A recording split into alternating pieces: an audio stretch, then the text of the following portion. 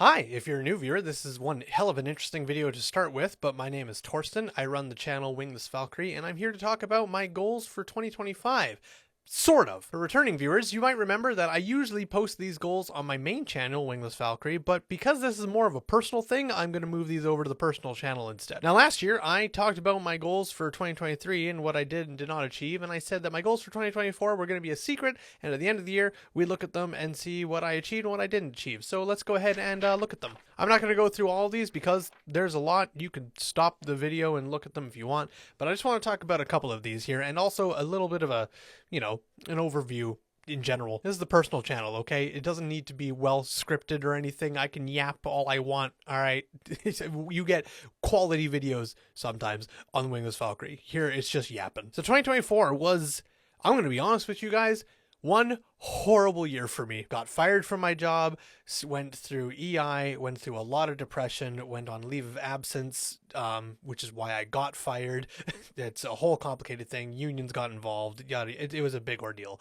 But I went through 3 different jobs this year with a spattering of testing out medication for depression and all kinds of really, really bad shit that I didn't expect to happen when I made these goals, which really didn't help, but I don't want to dive into it. It doesn't matter. It's all personal shit. It's all over and done with. I have a steady job now. I'm out of probation. Hoorah. So they can't just fire me willy-nilly if they don't like me. I'm stuck with them now. They got to go through the whole fucking process. They want to get rid of me. Yeah, so a lot of these goals were very hindered by a lot of the shit that was going on. But I don't want to use that as like my excuse crutch. It's like, oh, the reason I didn't do well this year is because this year was poor to me. Like, in all honesty, there are things about these goals that I didn't achieve that I absolutely could have achieved if I just put a little bit more effort into it. Like, for example, we're going to go straight into the losing weight one. I wanted to lose 20 pounds this year, and I figured 20 pounds in 1 year is incredibly easy to do so, especially considering my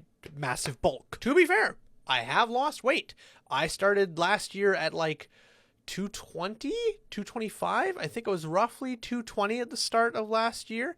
And I wanted to become 200 pounds. Now, I did have mini goals to set throughout this. I wanted to be 210 pounds by June, and I wanted to be 200 pounds by December, this month. Well, I reached 210 pounds by June. I actually, at my lowest weight ever, was 208 pounds in June, which I was very happy about. I was doing well. I also was doing stuff steadily, and I had a consistent schedule where I could go to the gym consistently. That didn't happen for the entirety of this year. My schedules, because I changed jobs 3 times, was completely up in the air all the time, and it just made going to the gym a huge hassle, because I like schedules. I like setting things where I know what I'm doing, what days, for some things. Sometimes I don't like setting schedules. Like, I like just kind of, going off the cuff and willy-nilly, but especially like for work, very much for work, and then going to the gym, I like a schedule. I like a program. I like a plan that I can follow.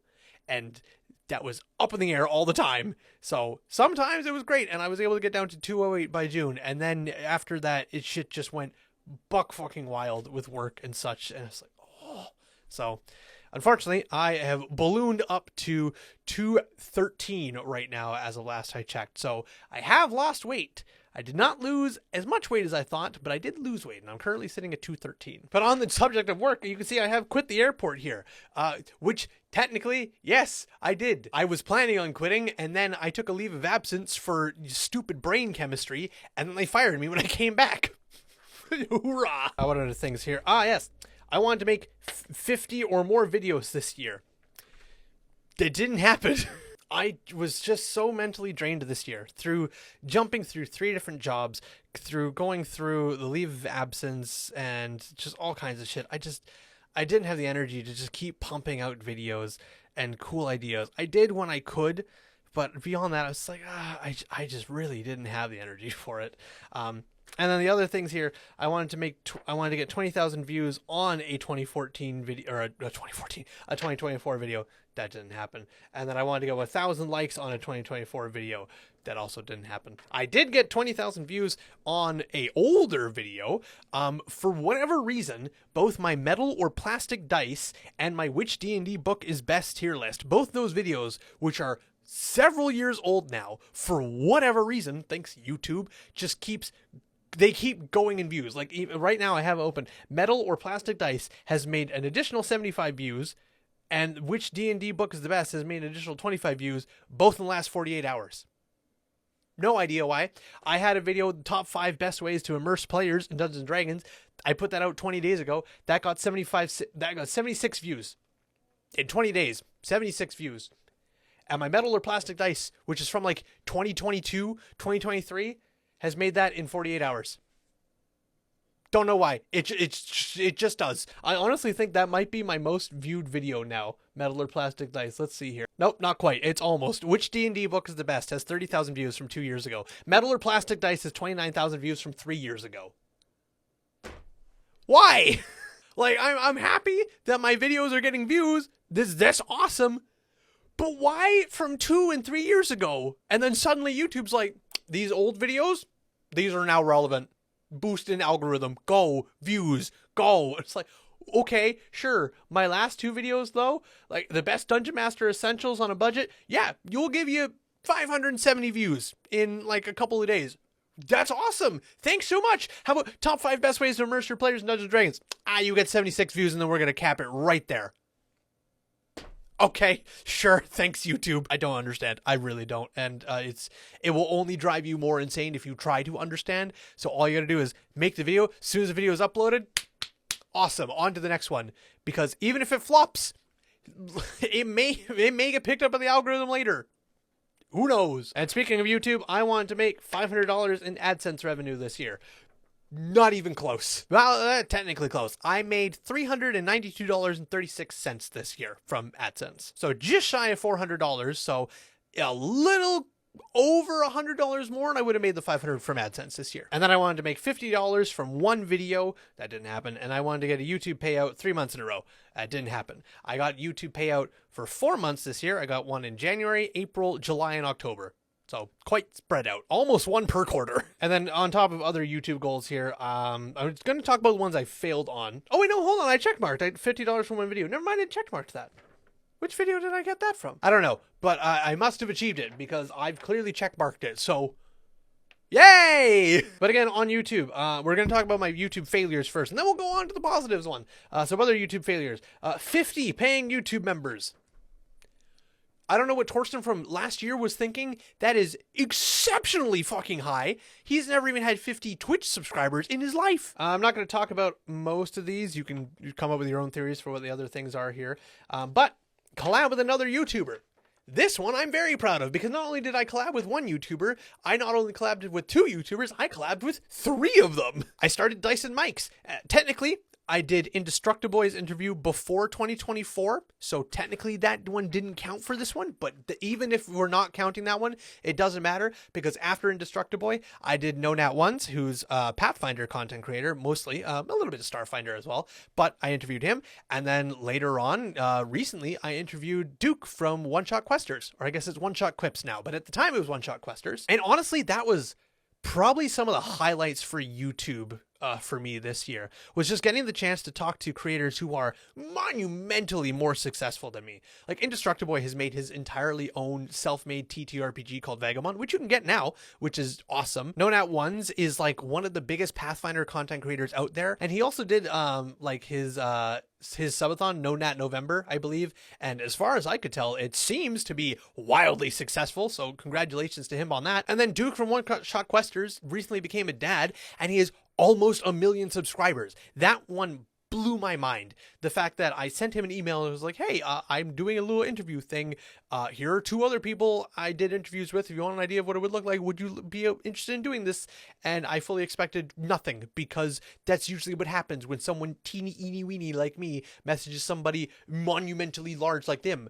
But within like, I think it was a week or 2, I got an email back. He was like, yeah, let's do it. Here's my dates. And I was like, hell yeah, that's awesome. So I'm really proud of that. And you'll definitely, hopefully, see more collabs with more YouTubers next year. Hopefully, as long as the email will be back, please. Get cast in 10 or more voice acting projects. I got cast in 1. And the problem is, like last year when I talked about this, it's not a public thing. So I can't even share it with you. I think it's supposed to be public eventually. I don't know. I got cast in I think, a fan animation or fan video game based on Grand Theft Auto. This is a weird one because the casting was called Nicholas the Interview. And there was a script for it, and I was clearly talking to two people named Zigzag and Hip Hop. And I was like, what the fuck are these names? Whatever. And the project description was Lester is a creepy dude who loves to rob people and loves his friends Zigzag and Hip Hop. And I read the script, and it was for a character named Lester. Now, if you play Grand Theft Auto and you know who Lester is, that's who I voiced. And this was back in June, and I sent my audition, and within like a day, I got a message back saying, hey, we loved your audition. We'd like to give you the job. And I was like, hell yeah, sounds good. So they sent me the whole script. I recorded my lines, I sent it off, and they're like, great, thank you so much.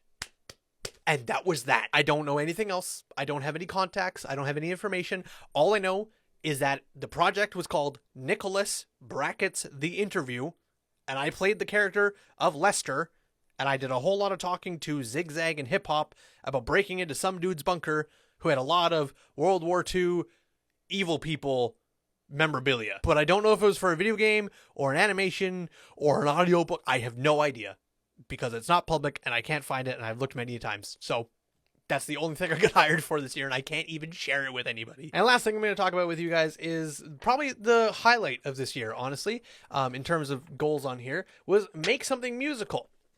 And I did. And it's on this channel you're watching right now, the personal channel. I finally, because I had this idea for so long, I finally made a cover of Hellfire from The Hunchback of Notre Dame, and I filmed it in the church that I always wanted to film in ever since I'd seen that church numerous years ago when I was still in audio school.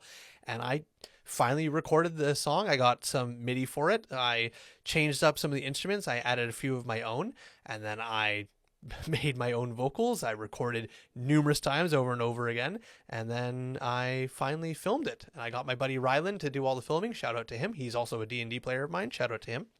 And I'm very happy with it.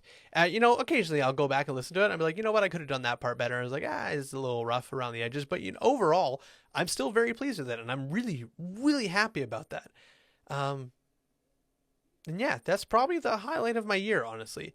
Because I had, like I mentioned a couple times, this was a dog awful shit year for me. The three best things that happened to me this year was definitely, I finally made Hellfire the way I wanted to make it, which was awesome. I collabed with not just one, but 3 other YouTubers, all bigger than me, which was amazing. I guess also, 400,000 total views. I smashed that. I have over 500,000 views. I have over 500,000 views on the main channel now, which is fucking wild. It really doesn't feel like it by any stretch of the imagination, but I do, and that's a neato, cool thing to hear. And I'm really optimistic for 2025. 2024 goals, over and done with.